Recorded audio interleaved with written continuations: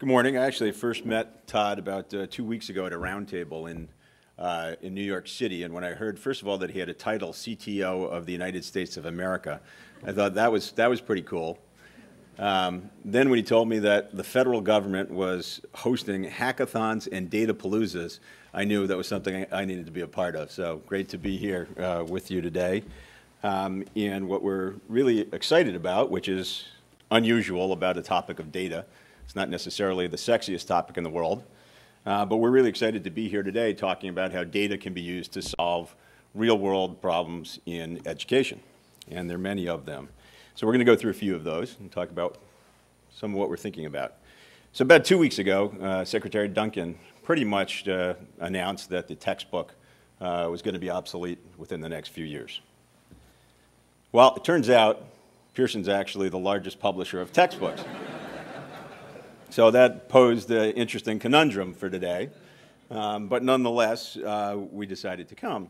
And we decided to come because, for the most part, we agree completely.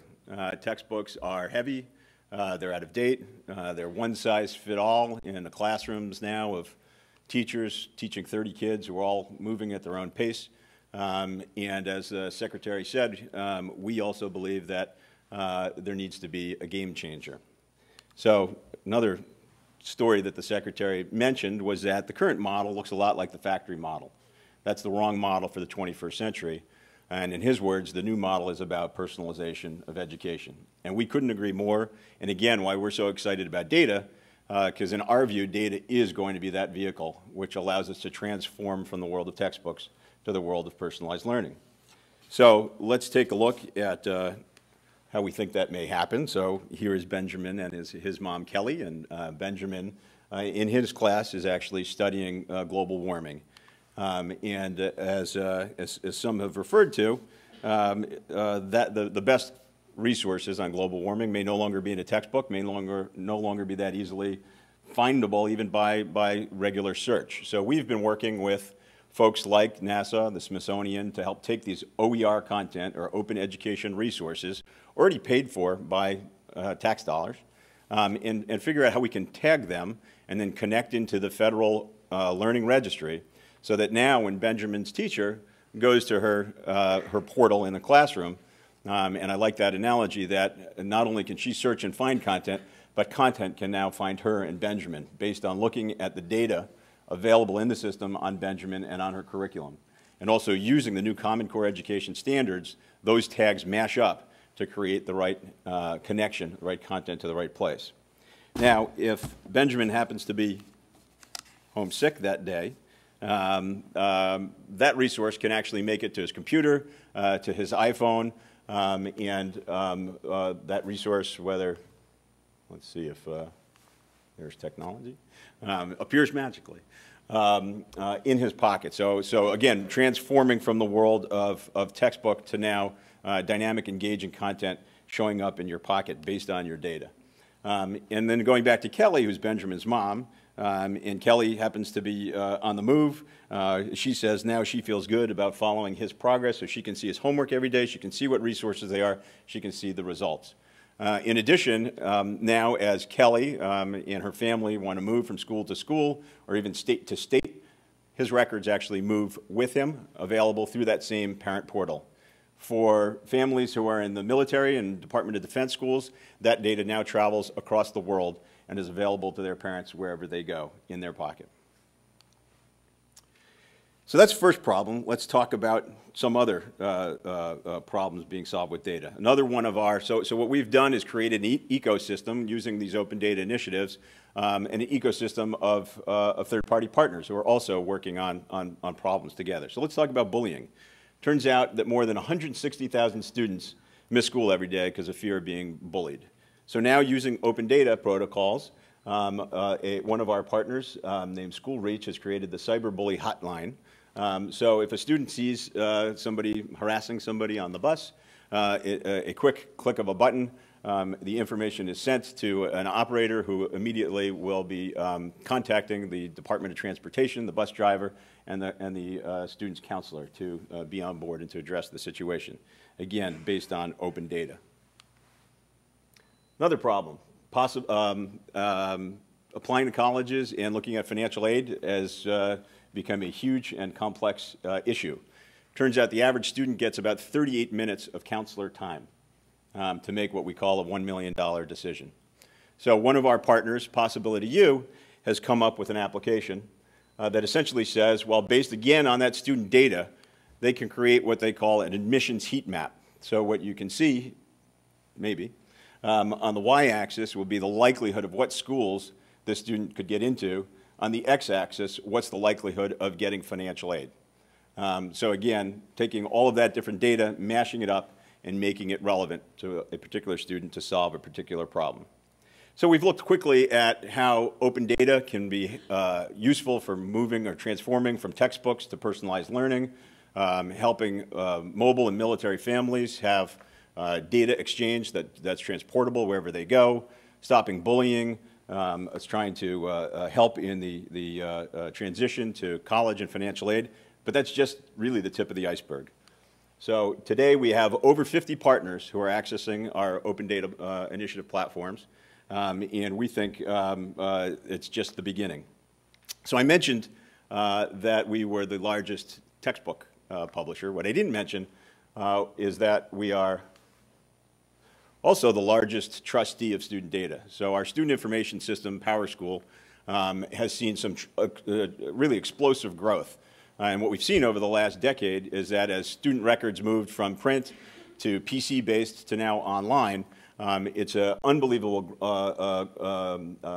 growth and pickup, and we've recently introduced the iPhone application, and over 600,000 people have downloaded that iPhone app to have their records available with them in their pocket, and we think that's just the beginning.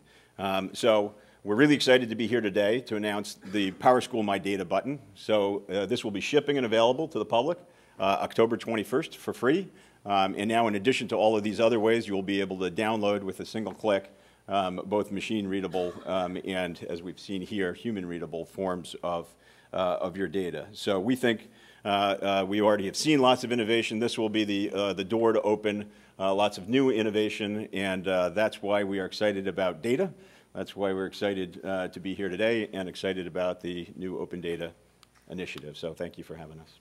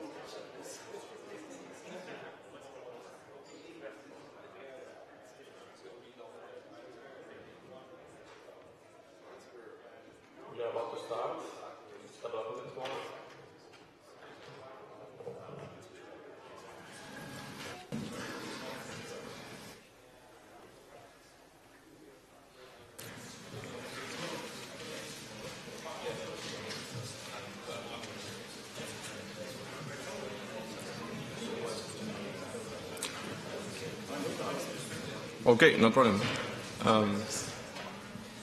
Yeah.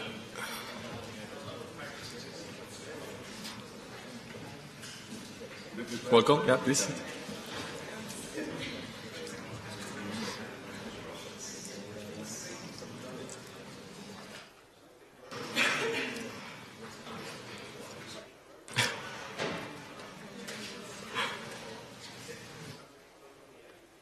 Okay, hello everyone. My name is Pablo. I come from Spain and I'm studying game design in Cologne, while I'm also an independent game developer. I'm working more on the animation and modeling part. This is my first time here and my first time I say hello to you all, so I'm a bit shaky, but it's fine. And I have trouble imagining you all naked, so could you just take your clothes off, please? No, it was a joke, it was a joke. Okay. So, you can see some of the stuff I do here. You can see the software here I use. Mostly Blender, of course, that's why I'm here. But the important is that I only use free software for it, since from the operating system to all the tools I'm using there. You can watch this while I drink a bit of this secret water.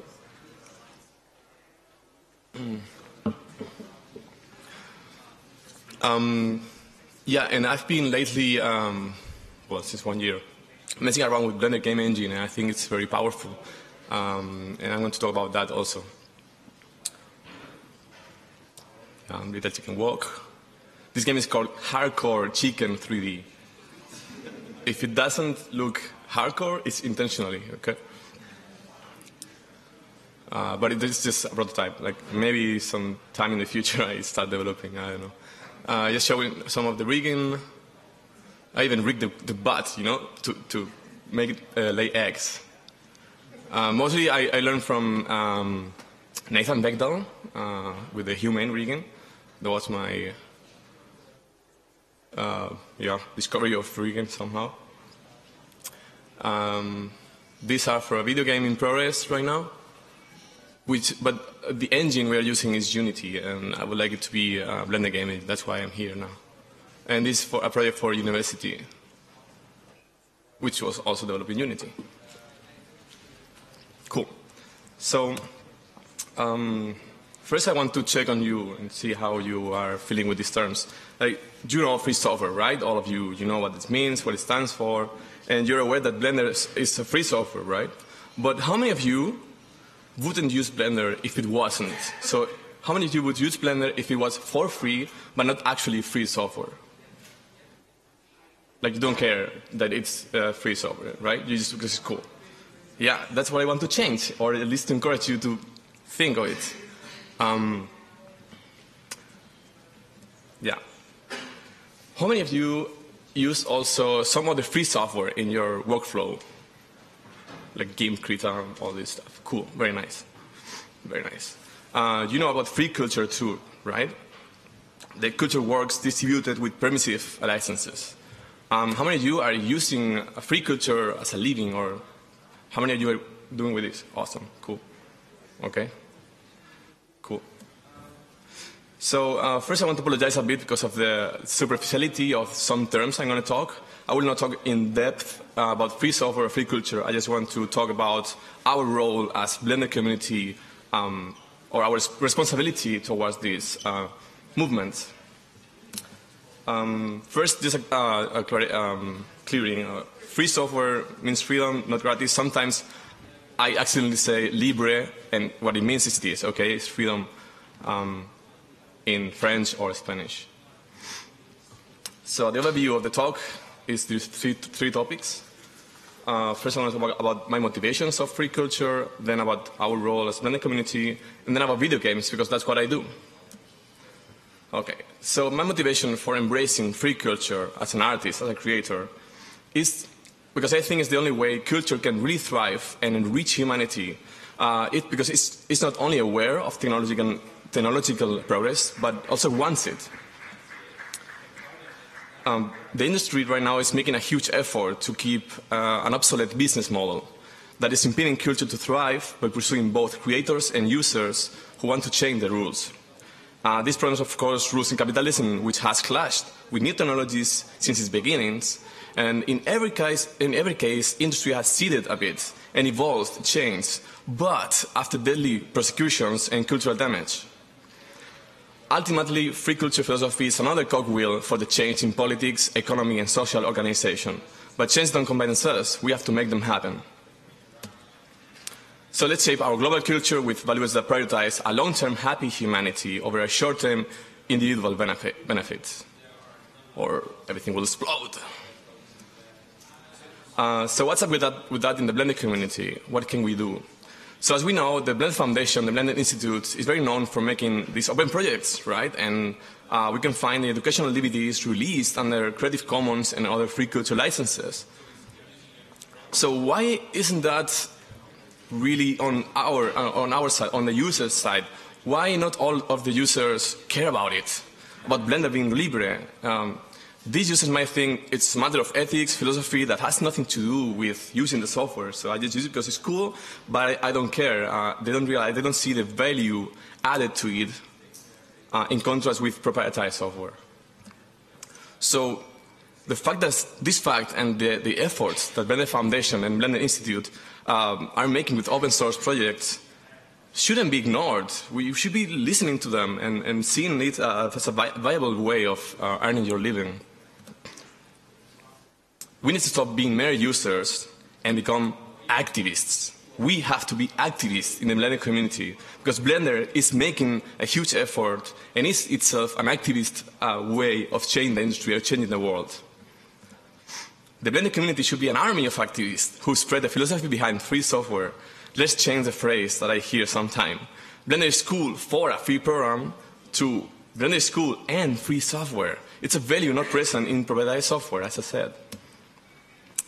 So I would recommend to anyone involved in this community to learn about this. Richard Stallman, Lawrence Lessig, Creative Commons, copyleft, remix culture, anti-copyright, public domain, socialism, because this is what Blender is about. If this is just too much for you, you don't want to save the world, where you can start from? Well, I don't know. I just give some advices for the feelings I have. So in your next project, experiment to use only free software. Maybe give it a try to Linux. It's not as hard as Apple or Microsoft. I mean it. It is not hard, okay? Really, I encourage you to do that, just to try and experiment, if you believe in these values. And also distribute your work under a free culture license and try to find a sustainable way to do it. So I didn't tell that. I used Adobe and proprietary software since I'm 13 years old, okay? That's 13 years already. I know how hard it is to break Adobe's heart. But we have to free ourselves from the user lock-on they employ on us. They are not respecting us as humans, they just want our money, or in cases that the service is free, or for free, we are the product. And so all these terms that I don't want to get in depth, but I'm sure you probably know that already. So as the Free Software Foundation says, if the users don't control the program, it's the program who controls the users. So this means you're going to be poor? No, I don't want that. We don't have to be poor with this. Maybe it requires some sacrifice, but at the end, if you find new ways of financing your work that are compatible with free culture, you'll be much happier. We have crowdfunding, we have Patreon, we have Flutter, public funding, unique value. Unique value means if you are selling a physical object that it's unique, it doesn't exist anywhere else in the world. It has a value. A digital copy costs Ctrl-C, Ctrl-V. Wow, a millionaire! Awesome! No, this is morally wrong. We have to change that. Personalized value means, as Ton was encouraging us all before, that we teach people. We are doing a personalized service to someone. That has value. As for donations, because asking works. If you want to sell something and you put a barrier with a price, you're enforcing people to pay. If you just say, look, I want to do this for you, and if you want, you can give me something, it works. You can check Amanda Palmer TED Talk about this. It's amazing. So at the end, follow Blender's Foundation way of financing as a role model, because we are part of it. Be aware of your space-time and embrace the possibilities of technology. There is no middle ground here, I think. Either you are supporting the status quo by caring, or you're fighting against it, or you're fighting to change it. I mean, engage with your community and raise awareness about this. If you're an educator, don't just teach the software. Teach its reasons to be, its values behind. Yeah. FS is free software, whatever.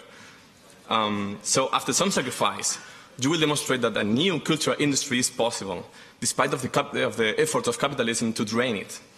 I'm also in this way. As I said, I dropped proprietary software 3 years ago, and I moved my workflow and tried to Linux, and I'm just using free software. And I'm finishing my studies, which means it will get the moment in which I confront financing for myself. And I have to be ready. I'm just studying that to maybe in 2 years or 3 years I come here back and say, I did it, hopefully. So what about video games in this? What do they have to do here? Why do they matter to us as Blender activists? Well, interactive entertainment is the new media, and it's one of the biggest cultural industries. Independent game developers are changing it right now, so it is our chance to engage them and help them shape the new rising industry according to these values. Blender is already present in game development as a professional modeling and animation tool, but Blender Game Engine, even though it's just one click away, it's not that present. I think now is the moment to make it shine and to make developers think that they can do stuff with it. Also, games are software, and as such, they belong open, libre, evolving. And games, just look at video game modding. We've been modding games since ever, and everyone is cool with that. It's been enriching games. And modding means changing a copyrighted work. And everyone now is saying, no, copyrighted works, you cannot modify them, whatever, unless you are in a free world. So I don't have any solution, I just have some naive ideas, okay? Let's start a reaction chain. Let's make cool games that bring professional game developers that make cooler games that bring committers to improve the engine, so more game developers do even cooler games that bring feedback to improve the engine. Sorry, if you want to. So we make this, as Tom said, the better products we have out there that really show how powerful Blender is, the better these tools will become. This already happened with animation. I want this to happen with games. Another idea, for example, the next Blender Foundation's open project should be a video game. By the time Joe Frankie was out, the video game industry was still looking down the indie developers. But now they are indie developers and mainstream, like it's everything in the same plane. You just go to Steam or with any game store and you see both industry games and indie games. And this is awesome. We just have to take this chance to shape the industry. For example, let's organize a global Blender game jam. How cool would this be? The ground